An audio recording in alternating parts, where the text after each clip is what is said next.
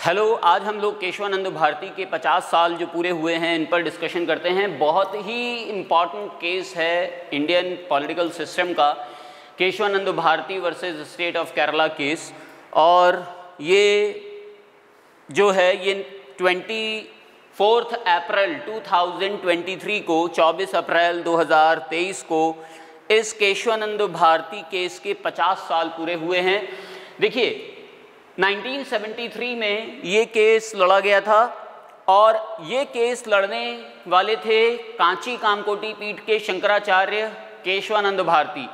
उस समय गवर्नमेंट जो थी बहुत ज़्यादा रैपिडली कॉन्स्टिट्यूशन में चेंजेस कर रही थी, जिसकी वजह से बहुत सारा कॉन्स्टिट्यूशन चेंज हो गया था।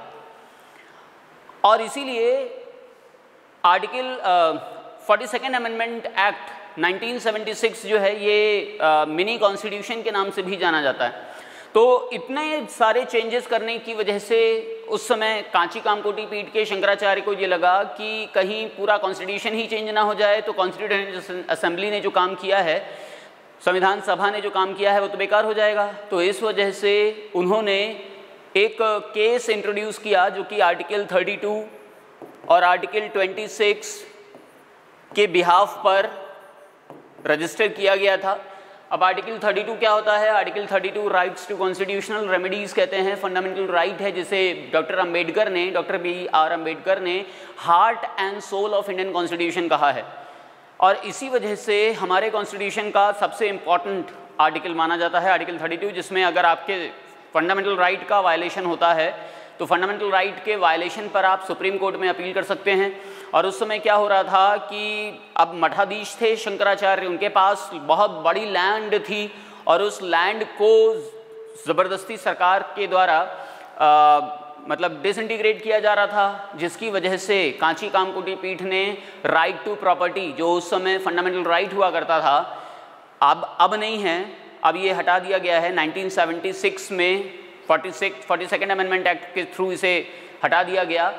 3 साल बाद 1973 में था, 1976 में हटाया गया। तो राइट टू प्रॉपर्टी का हवाला देकर के रजिस्टर कर दिया गया कोर्ट में केस, और स्टेट ऑफ केरला के अगेंस्ट में ये केस किया गया। और इसे सुनने के लिए 13 जजेस की बेंच बनाई गई थी, जो अब तक की सबसे बड़ी बेंच है किसी भी केस की हियरिंग के लिए सुप्रीम कोर्ट में। हमेशा जजेस की बेंच, चाहे वो 3 जजेस हों, जैसे राम जन्मभूमि बाबरी मस्जिद में 3 जजेस ने फैसला सुनाया, तो ऐसे ही 3 जजेस, 5 जजेस, 7 जजेस ऐसे रहते हैं, कभी कभी 11 भी रहते हैं, लेकिन 13 जजेस किसी में भी नहीं रहे।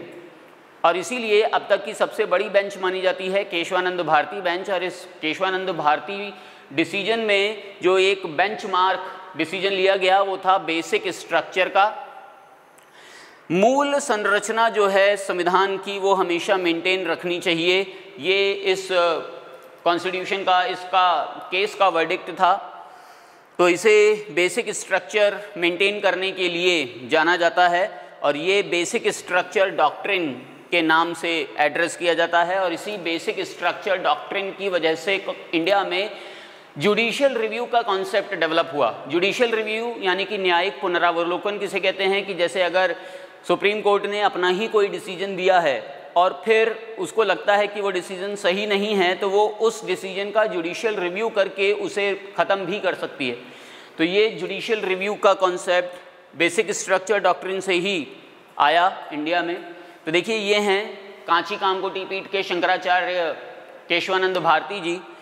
इनकी 2003 में डेथ भी हो गई, लेकिन he was a very renowned person. तो 2003 में डेथ हो जाने के बाद फिर अब ये स्मृतियों में ही हैं। खैर, ये जो जजेस आप देख रहे हैं, ये 13 जजेस की बेंच बनाई गई थी केशवानंद भारती केस को सुनने के लिए।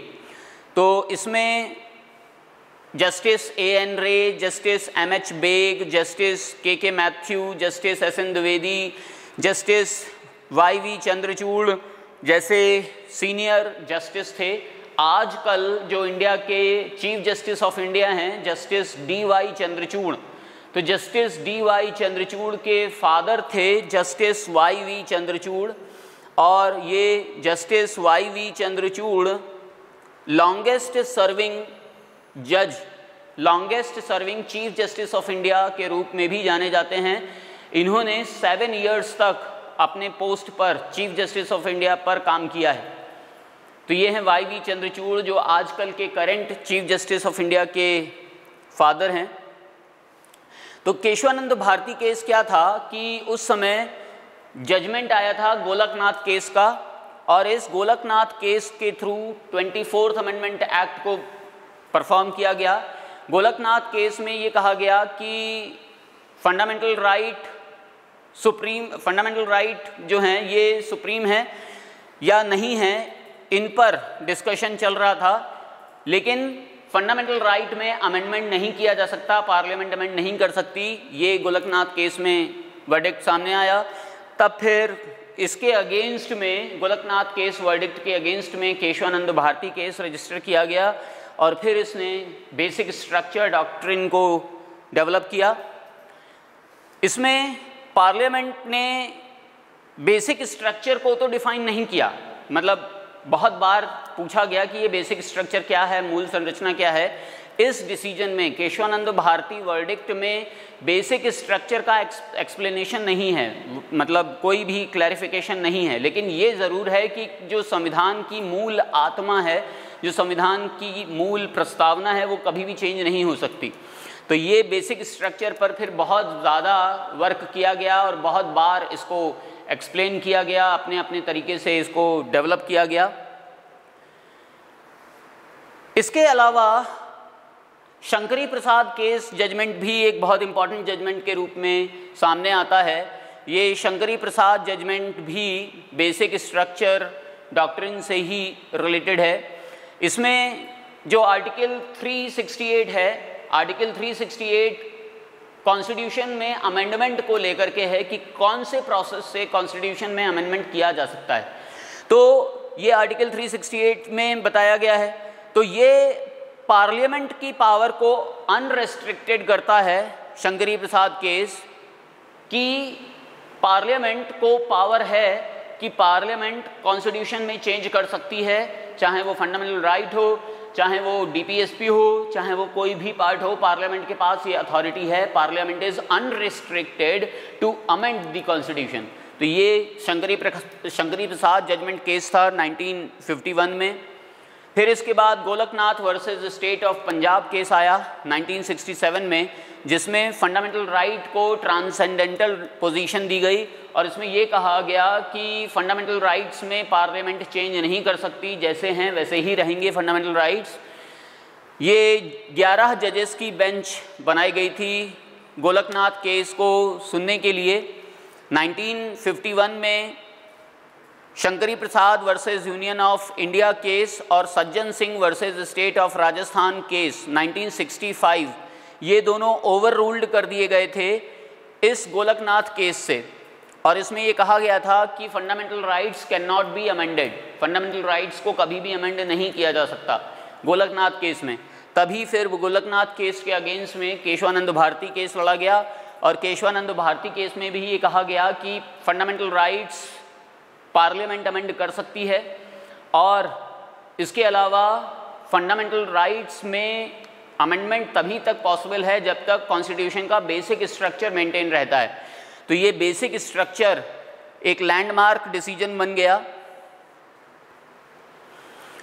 इंदिरा नेहरू गांधी वर्सेस राजनारायण केस, ये 1975 में लड़ा गया सुप्रीम कोर्ट में। इसमें 39th अमेंडमेंट एक्ट को डेवलप किया गया था। इसमें पार्लियामेंट की पावर को अनलिमिटेड कर दिया गया था outside the jurisdiction of all court, मतलब प्राइम मिनिस्टर और स्पीकर लोकसभा जो हैं, ये भारत के जितने भी न्यायालय हैं इनके ज्यूरिसडिक्शन से बाहर हैं। तो एक तरीके से ये ऑटोक्रेटिक केस था, मतलब डिसीजन था, वर्डिक्ट था, क्योंकि उस समय 1975 में इंडिया में इमरजेंसी लगा दी गई थी। तो उसी वजह से ये जो केस था गवर्नमेंट के फेवर में दे दिया गया था, और प्राइम मिनिस्टर और स्पीकर लोकसभा को outside the jurisdiction of all courts बोल दिया गया था। Minerva mills versus Union of India